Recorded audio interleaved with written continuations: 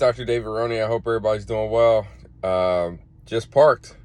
This is day 9 of 31 straight videos, 31 days of straight videos that I am posting to YouTube and to Twitter, obviously, because I do daily videos there, in an effort to change the format in which I sort of talk about financial concepts and go from there. I mean, it has been an interesting journey, right? These videos aren't edited. This is just me talking. But I'm day 9 of my personal challenge that I said, I'm going to change my habit because I run out of time. I haven't had a chance to write, and I realized that time isn't coming back. So I still like to talk about this stuff. Let's do it this way. It's funny how things work, right? Like, I do my best to talk about financial concepts in the context of our daily life, right? So yesterday I wrote a post that talked about how I leveraged, right? And I specifically used the word leverage, right? And I'm gonna get to that in a second. Like, going from my situation to using basketball to leverage my entrance into the Naval Academy, using the Naval Academy to become a cryptologist, using the Naval Academy, like my experience as a cryptologist, learning and things of that sort, to get to medical school. Leverage is an interesting concept, right? I could understand leverage fundamentally in the grand scheme of things because I could apply it to things that I already learned. So whether it's physics or math or engineering, I understand leverage is basically something, a function or something, a tool that you're going to use, like a wrench, right? Where you can take a small amount of movement, a small amount of input, and get a large outcome. That's leverage in essence. So the concept of it, right? The concept of finance is just like that, right? You can understand these things. People use wrenches all the time. You do a small amount of movement, you get a big outcome, and being able to add force and turn, right? A hard screw, whatever. Leverage is just like any other financial concept. You have to find a way to apply these financial concepts to things that you know, right? That's the easiest way, in my opinion, to learn finance. So anytime I am trying to learn something new, and trust me, I am always learning things new in finance because I didn't grow up talking about money. Money is a newer concept to me. Investment's a newer concept to me. So I'm making an effort to constantly study it because I'm not good at it. I'm just not, right? The term leverage I can understand because it's those same terms are used in physics and mathematics. My degree and my background's in applied mathematics. I can apply math to anything. That's why it's called applied mathematics. And so leverage, right? And as you go along, as you start to really fundamentally understand these terms, you can start to figure out what these things mean, right? Volatility, right? If you look at traders and you talk to folks, like, volatility is really just the swings in prices, right? The standard deviations and variances. And so if you can get to those fundamental things, the mathematics of it, you can start to understand what is going on. If you look at a price chart and people start talking about estimated moving averages, well, I mean, you understand averages. You've understand an average since probably you were in grade school. I mean, in middle school, you start to learn what an average is, right? Like the central tenets of statistics, right? Like you learn mean, median, mode, right? And you can use those things and you can start to leverage that little bit of knowledge to get a large financial set of knowledge. And so I do that constantly, and I'm constantly trying to learn.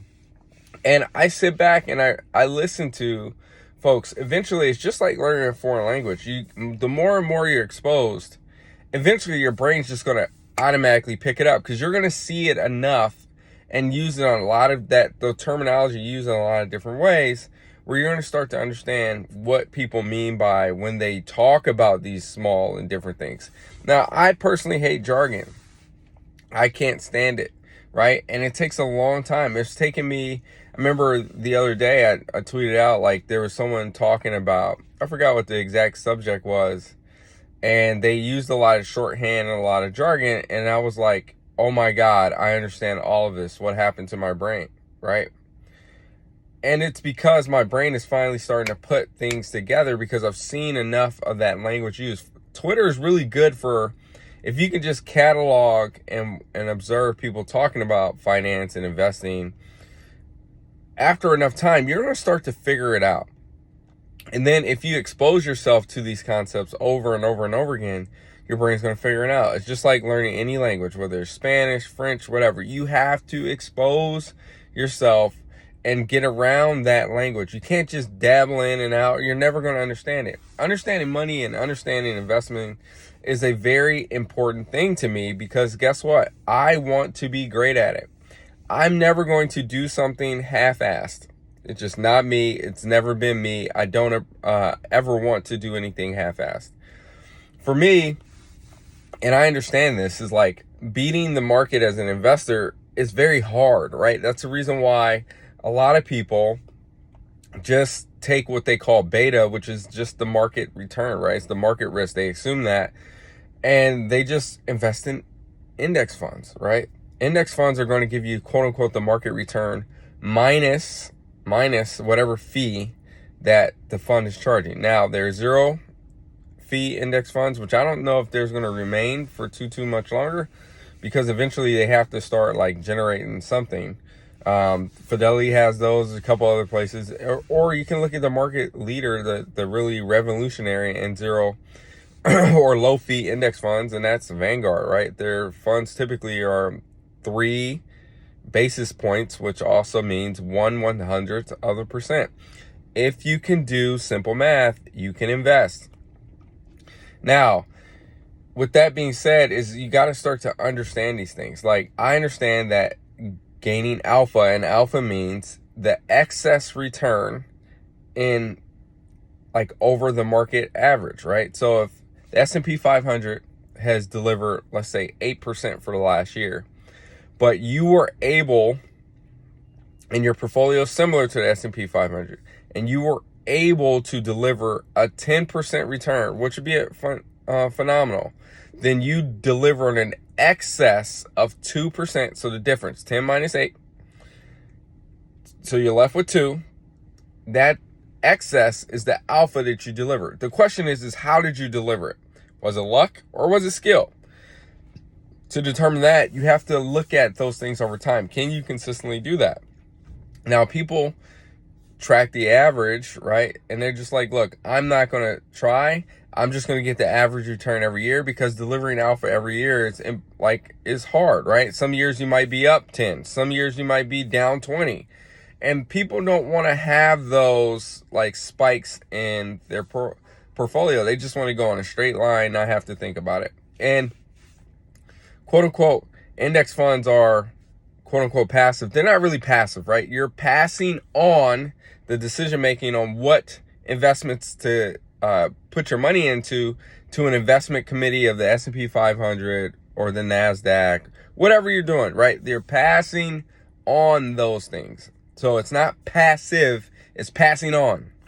But anyway, these are things that you have to do. Like, always make sure that you're getting exposure to financial concepts if you want to be good at this stuff. If you don't want to be good at it and you don't care, then God, whatever you do, don't try and go out there and chase individual names. Put your money in the index fund, right? And just be done with it, right? Because that's literally requires no thinking. Like, you can even do it, like, even if you want to think about which index fund, like, there are opportunities, whether it's BlackRock iShares or Vanguard, to just put your money in a total stock market fund and just be done. Don't have to think about any of it. And you just put it on automate. Like, automate it every month. That's what Ramit Sethi talks about. A lot of people talk about. That's the whole purpose of I Will Teach You to Be Rich. It's just automating your finances every month. And don't think about it. But anyway, if you want to learn about money and investing, you got to expose yourself every day. You got to put the work in. I personally put the work in because it's important to me, because I didn't grow up with this stuff and I want to pass on knowledge to my kids. Anyway, I hope everybody's doing well. Again, this is Dr. David Roney. This is my day 9 of 31 straight days that I'm going to post to YouTube in an effort to change my habits and to become a part of my routine to post to YouTube because I'm not writing blogs and Substack articles as much as I used to. Please like and subscribe. It helps support me to go forward and gives more exposure on YouTube. You can follow me at Surgery on Twitter. I hope everybody's doing well. Talk to you later. Peace.